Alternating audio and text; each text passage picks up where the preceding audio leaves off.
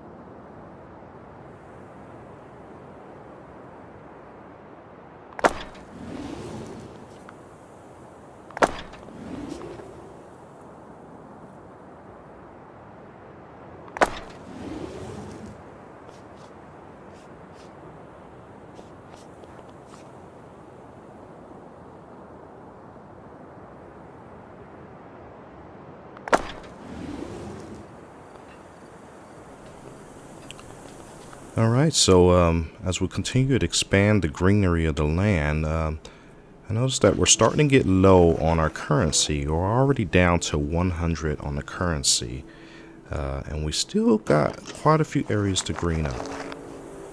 And now we're down to 50.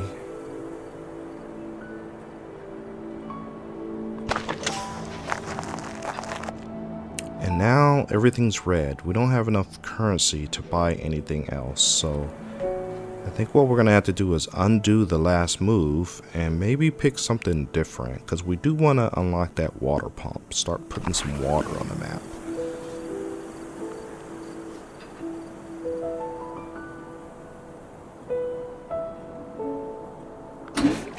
There you go. So that's really jumped our currency up to 78. Adding the water, so we'll go ahead and add another one there.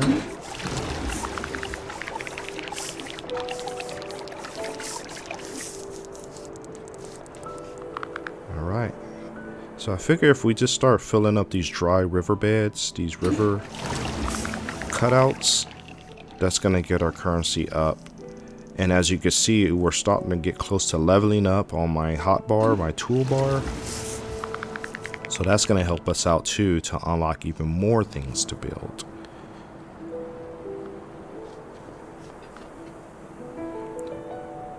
So we'll just keep going. We're trying to fill up the dry riverbeds. Nice little waterfall there. And just try to get this place nice and green. As you can see, I just unlocked something new, but I don't have enough currency to buy it. So we'll just keep laying things down and build our currency back up so we can keep adding new items to the map, such as this calcifier, which looks like it grows rocks or something. I'm not sure. Yeah, it looks like it grows rocks, which rocks is what you're gonna need to put power down, because the power can only be on stone. So this would be something else that I did. Alright, so we'll keep it moving through the tutorial and I'll be silent.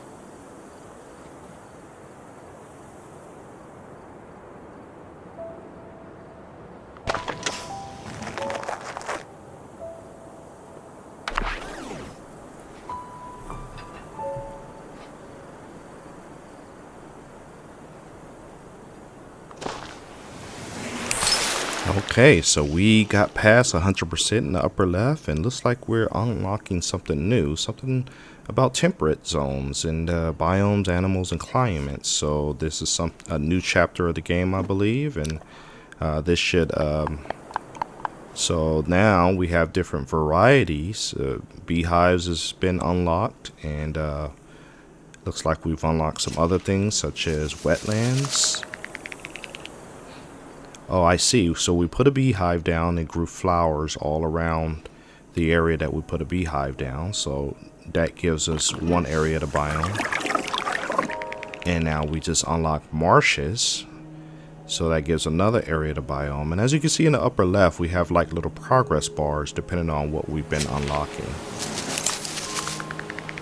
So the beehives is going to continue to give us more flowers. And here we can, looks like we can burn off some of those flowers to make kind of like some ash so that we can grow forest.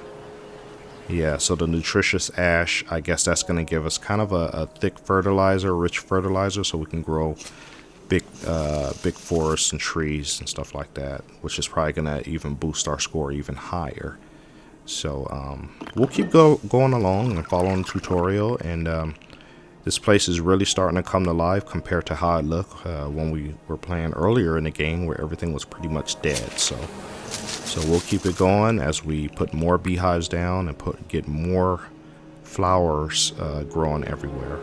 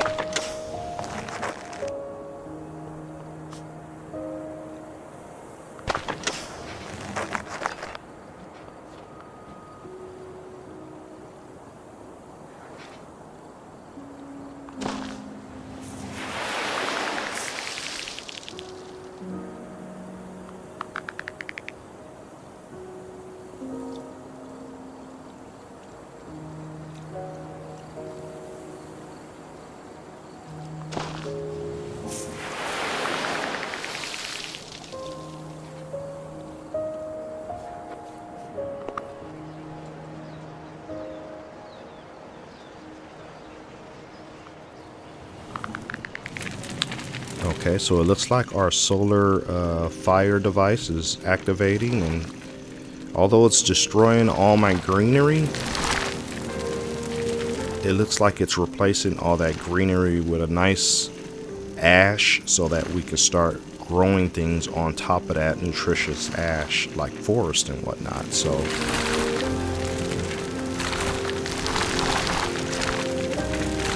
it looks pretty crazy right now to think that all the hard work we put in with the greenery just basically got erased by that fire. But this is obviously part of the tutorial, and it's going to show us the benefit of doing this burn off.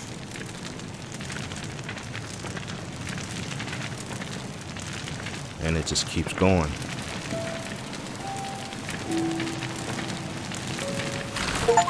Wow, it even destroys some buildings too.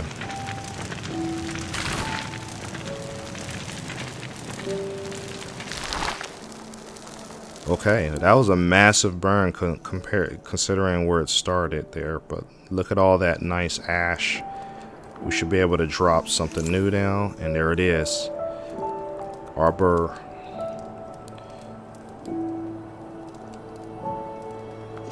Okay, so we'll draw the put the arbory there and start growing those nice forests. And as you can see, our points is really jumping pretty high. And all that dead ash area is getting covered up with nice thick green forest-like environment. So this is great.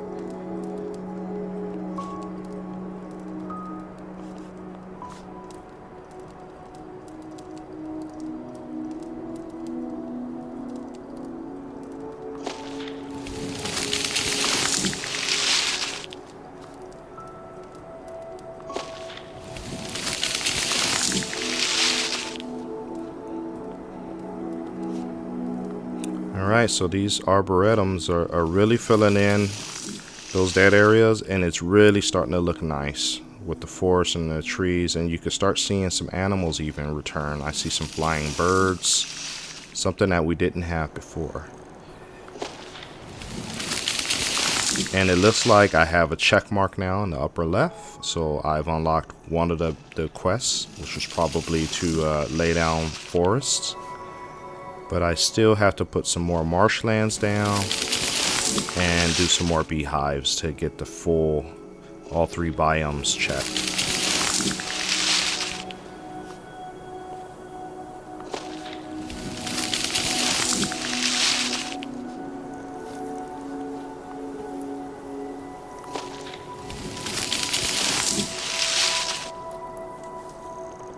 Okay, we really don't have very many other places to put things down, so...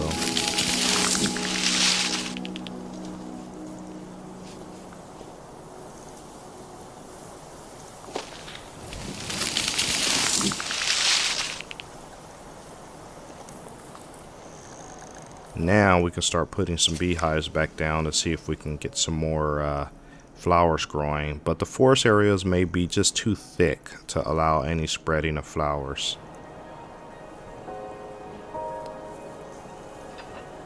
So instead we'll work on putting some more marshlands down to fill up that marshland requirement.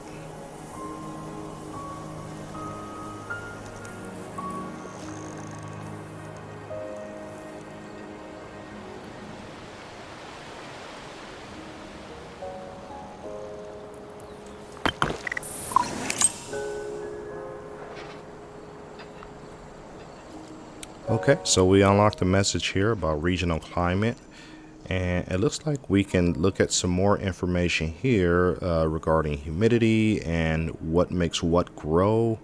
A lot of good details on our goals, and just a lot of good overall additional information that we can look at based on where the tutorial is pointing at.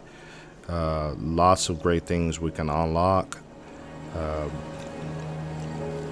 And gives us an idea what to look for as far as ideal conditions for growing different things and how we can get to those ideal conditions with irrigators and whatnot.